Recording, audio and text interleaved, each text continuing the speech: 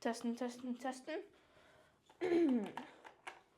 Hi there, guys. My name is Rohan Beve, and today we are going to be talking about how an elevator works. We're going to be talking about how elevators work, okay? So this is mainly what a rough diagram of how an elevator works. But let's first see in the simplest form how an elevator works. There's just a generator, a pulley system with the rope that winds and unwinds the elevator, moves up and down, okay? And that's the simplest form of how mainly an elevator works.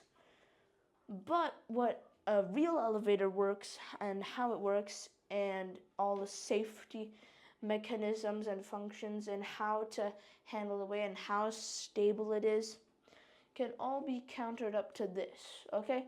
So let's first look at this generator, okay? Okay, we have two parts of it, the worm wheel and the braking mechanism. Let's first take a look at the braking mechanism. Here we have the wheel and two braking arms surrounding the wheel, okay? Then on top, there are these two little rails that house the electromagnetic system and some springs and a spring, okay?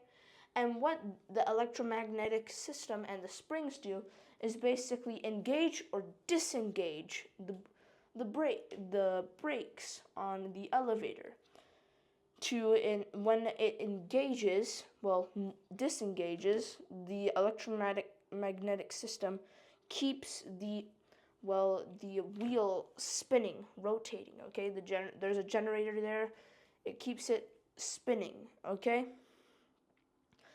But in the event that a power failure happens and the electromagnetic system, since it has no electricity, stops, that allows the springs, they're like tightened up and they allow it for it to expand, hence closing the two brake arms, causing, due to friction, basically engaging the springs and slowing the elevator down in its tracks, just as a case in case power goes out, so you won't fall 50 floors down to your demise, okay?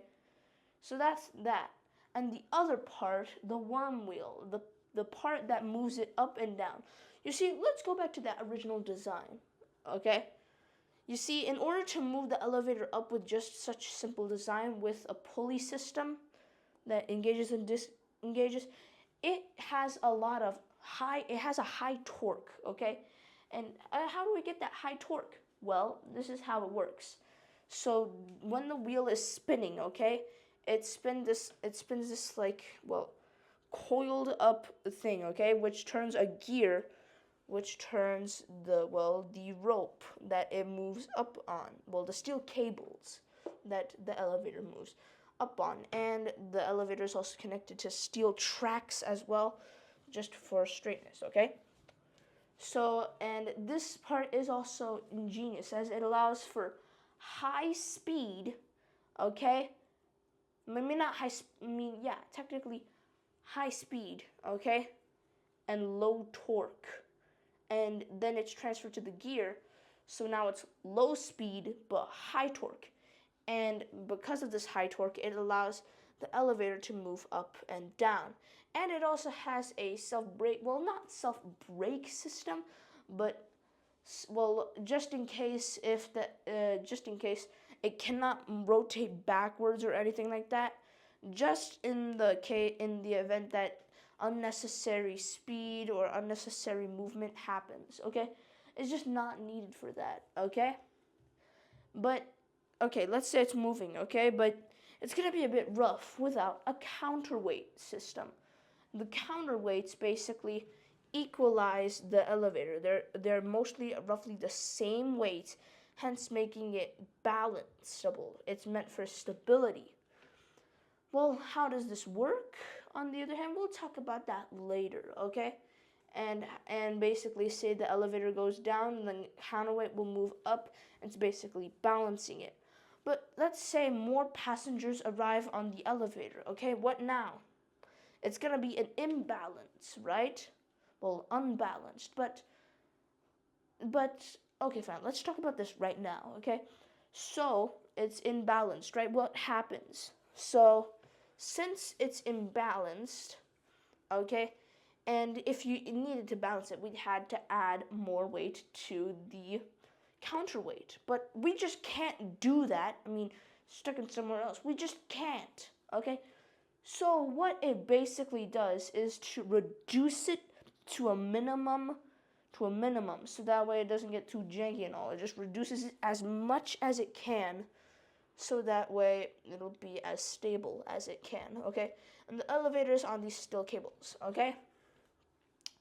And these steel cables allowed the elevator to move up and down.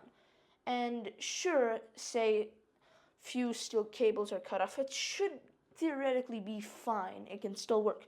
But let's say in the event that all the cables were cut, and the event that the cables were cut, all of them, what happens is that the counterweight will just shoot down to the buffers on the bottom, okay? Well, the elevator stays in place, but how? Okay? Right next to the generator of the elevator, there's this little mechanism called the overspeed governor. And the overspeed governor is made by the cable itself on top of the sheave, and inside and in the middle of it is the centrifugal braking system. Okay, and what this type of system works is basically the braking system basically moves along with the sheave because it's connected to the elevator. So it moves along freely, everything is going fine, okay? But in the event that the elevator starts crashing down, no power and the cables are cut, okay? What will it do? And because of this, the braking arms inside, there are a bunch of these gears and the braking arms with a spring. So when it moves fast, the arms will engage and extend, clamping onto those gears, making it stop immediately. And on the elevator, there is backup brakes below, okay? And there's a little lever, and because of that, it will move the lever up, okay? And when this lever is moved up, the backup brakes will clamp on the steel lining, okay? Just so that way, it will stop, okay? And that's basically how an elevator works. Well, that's all there is to say, okay? And that's basically it. Thanks for watching this video. Hope to see you next time. Bye-bye!